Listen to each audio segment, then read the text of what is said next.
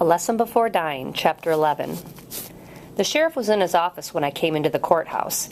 I could see him behind his desk talking to another man who had just opened the door to leave. They talked a while longer, then the men came out into the corridor. I caught the door and went into the office with a bag of food. "Help you?" Guidry asked me. He sat with his cowboy boots propped up on the desk. He wore an open-collar, light gray shirt and dark gray pants. His necktie, his cowboy hat, and his coat hung on a rack by the file cabinet next to his desk.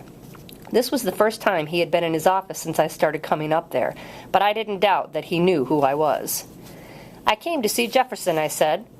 "How y'all getting along?" "Well, this will be my first time alone with him." "What's in the basket?" "Food his Nanan sends him." "Paul?" Guidry called, while still looking at me. The young deputy came into the office from a side door. "You called, Sheriff?" Guidry nodded toward me. "How you doing?" the deputy asked. "Fine, and yourself?" "Well, I can't complain," he said. We went through the usual routine. I had to take everything out of my pockets and put it all back.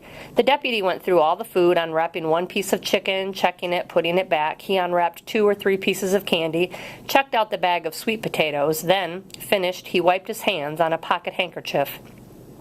"Still think you can get something into that head of his?" Guidry spoke across the tips of those cowboy boots. "I don't know, sir." "Just remember what I said," Guidry said. "Any sign of aggravation, I'll stop all of this." I nodded my head. Then I remembered that I had to speak out. "Yes, sir." He looked at me a while, then he nodded to the deputy, and we left the office. Since Miss Emma was not with us this time, I walked beside the deputy instead of behind him. We went by all the familiar open doors where the people pecked on typewriters. We climbed the familiar stairs up to the big steel door that led onto the cell block. By now I could probably have done this with my eyes shut. The prisoners came to the cell doors as before. If they were not the same ones, they were the same ages, in their late teens or early 20s. I gave them the change I had, and nobody got more than a dime.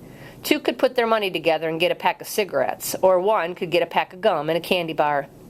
Jefferson sat on his bunk with his head bowed and his arms hanging down between his legs. The deputy opened the door for me to go in, and he reminded me that he would be back within the hour. In case I wanted to leave before then, I could call a trustee, and the trustee would come to get him. "Jefferson?" I said. He didn't look up. "Your Nanan couldn't make it today," I said. "She had a bad cold, but she sent you something. How are you feeling, Jefferson?" After a while he raised his head, but he didn't look at me. He looked at the barred window, and from the cell all you could see were the yellow leaves on the sycamore tree and the pale blue sky between the leaves. "You hungry?" I asked. "You brought some corn," he said. "Corn? Well, that's what hogs eat," he said, turning his head now to look at me. He had not washed his face or combed his hair for days. He wore one of my old khaki shirts and a wrinkled pair of brown pants, and he didn't have on shoes. They were stuck under the bunk. "I didn't bring any corn," I said, "and you're not a hog." He looked at me as if I was patronizing him.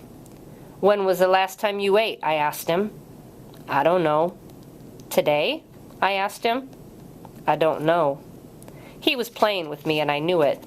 "There's some chicken in there," I said, "biscuits and sweet potatoes, even some candy she made. You ought to try it. It'll make her happy." "Hogs don't eat no candy," he said. "You're not a hog," I said. "You are a man." He grunted deep in his throat, and he grinned at me. "Mind if I have a piece of your chicken?" I asked him. "I left before dinner." He acted as though he had not heard me, and since the deputy had already gone through the paper bag, I didn't have to do much unwrapping to get to the food. I took out a drumstick and a biscuit and started eating. "Your Nanan can sure cook," I said. "That's for humans," he said. "You're a human being, Jefferson," I said.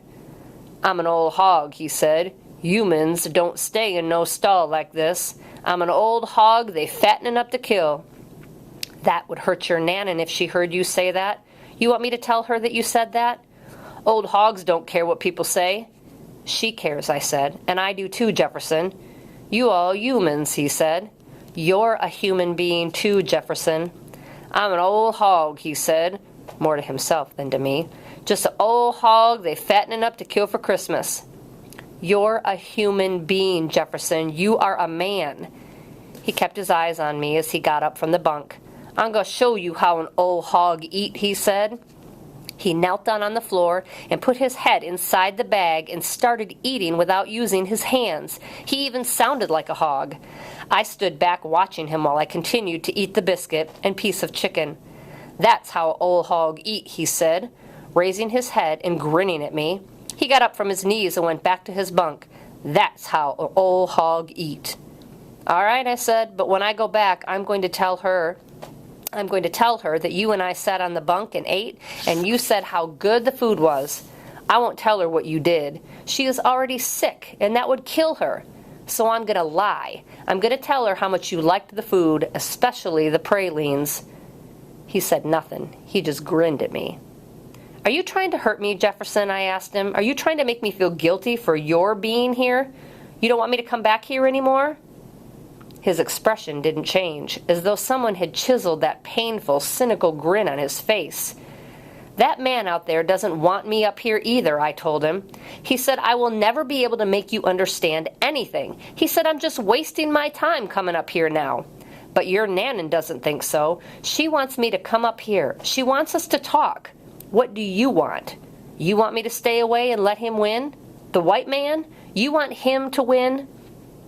His expression remained the same, cynical, defiant, painful. I could not think of anything else to say to him, but since I had been there less than a half an hour, I knew it was too early to call for the deputy. The sheriff would have known that Jefferson and I were not getting along, and that was the last thing I could afford, at least for Miss Emma's sake. The rest of the hour just dragged along. Jefferson was not looking at me anymore. He had lain back down on the bunk facing the wall. I gazed out the window at the yellow leaves on the sycamore tree. The leaves were as still as if they were painted there. Between the leaves I could see bits of pale blue sky. I looked at Jefferson with his back to me. I looked at his pair of laceless shoes under the bunk. And I looked down at the bag of food, trying to remember how many pieces of chicken, biscuits, potatoes, or pieces of candy were still in there. I went to the wash bowl and got a handful of water to drink. I tried turning the faucet off completely, but it continued to drip. The water had left a brown stain from the top of the bowl to the drain. I turned to Jefferson again. He was facing the wall, his back to me. I wanted to ask him what he was thinking about. When I heard the deputy come down the cell block, I went to the bunk. "Anything you want me to tell your Nanan?" I asked him. He didn't answer. His eyes were open and staring at the wall. "I'll tell her how much you enjoyed the food," I said. "That would make her happy." The deputy came up to the cell and let me out. "Y'all doing all right?" he asked, as we walked away. "He was glad to get some home cooking," I said. "Well, can't blame him for that," the deputy said.